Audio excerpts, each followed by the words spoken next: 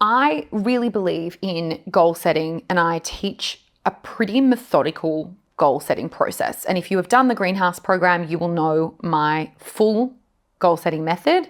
And I think I've done other episodes on Financially Fierce where I've given a cut down version of it. This is cutting it down again. And I will say, this is to give you some short, sharp insights. I do think it is important to go really broad and to get really macro and to look at your life from, a bird's eye view. But for a lot of people right now, that feels too big and quite scary, actually. And so if that is you, that is okay. Let's just give you one task. But at some point, my dear friend, you must come back and do the full. Because what I know to be true is that people with money goals that don't do the macro, they don't do the kind of zoom out before they zoom in, they tend to just do short, sharp 12-month goals. And whilst 12-month goals are fantastic because we can see a lot of fast progress, they don't often help us build long-term security with our money. In saying that, if we just want to focus on short, sharp for now, because that's where we're at, I got you, let's do this. What I want you to really think about is one anchor goal that you can achieve by the end of the next quarter. So depending on when you're listening to this, so if you're listening to this as this episode goes out, hello, I want you to think about a goal that you can achieve by the end of Q1 in 2026.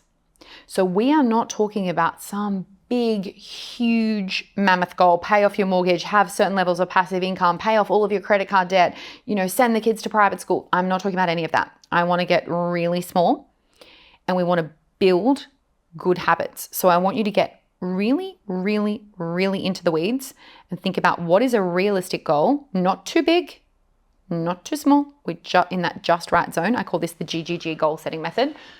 What could a goal look like that you could achieve in the next 3 months, by the end of the next 3 months? So again, if you're listening to this when it comes out, by the end of Q1, 2026, depending on whenever it is that you're listening to this, 3 months away, what could be realistic for you? I want you to think of it as like a ripple goal. So by achieving that thing, it is going to have an impact or an effect on many areas of your life. So it is not just the one thing, it is the gift, if you will, that keeps giving. So it can be something that is impactful in many areas of your life. And often this is a habit thing. And so by being, diligent or structured or disciplined in one area, it creates sort of this muscle memory, if you will, that then can be applied over multiple areas of our life, including our money world. And I want you to think about how we do this energetically in a way that is going to not require so much from you that you give up, but you can create it seamlessly into your life with a level of consistency that will mean that you achieve the goal.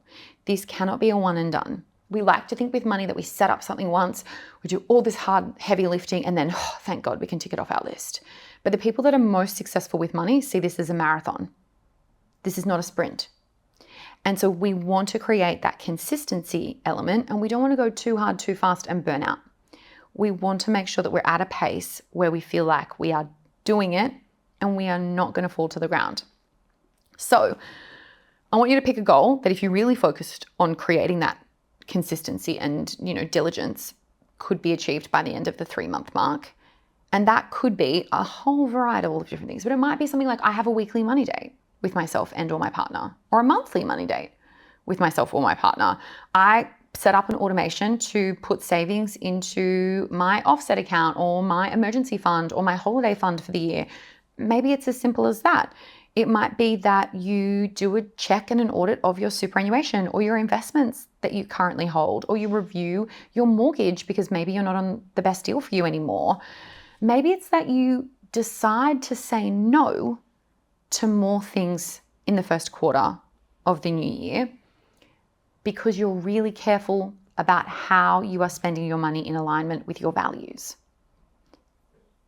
By doing some of those things, you will see that they have a ripple effect and they require you to carve out time and be patient and kind to yourself throughout that process as well. So, what is the thing that you want to get done in the next 3 months? And if you're going to commit to it, I want you to put it in your calendar and maybe set like a weekly reminder so that you're telling yourself, hey, this is what I've said I'm going to get done by this date. I'm going to show up for myself every week, or I'm going to save X amount every fortnight or every pay. And by the end of Q1, I'm going to be at this level.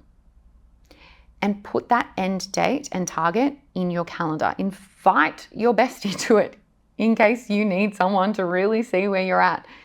Think about how can you support yourself, but have others support you through this journey as well. Achieving goals on the screen looks glamorous, sexy, perfect, polished, and beautiful. And I have helped enough people achieve big financial goals. I am so lucky to have achieved some pretty big financial goals in my life as well. And it felt nothing like frolicking on a beach. It felt instead like we were crawling over rocks in the mud. There was no beautiful hair. There was no frolicking, certainly for myself or for the many, many people that I have helped. It doesn't feel like what we've been told it feels like. And so if you're doing the hard work, if you're growing and challenging yourself and carving out time that you could be using, I don't know, napping or snacking or doing something fun, and you feel alone, I need you to know you're not. We just have been sold this bullshit Kool-Aid that goal attainment looks a certain way, but I can promise you that it doesn't always look like what it says it does on the packet. It can feel really tough. And when you feel yourself wobble, you need to know that we are all right behind you, because what I want you to prove to yourself in the next 3 months is that you can do really hard shit and that you are wildly capable, my friend, because you are.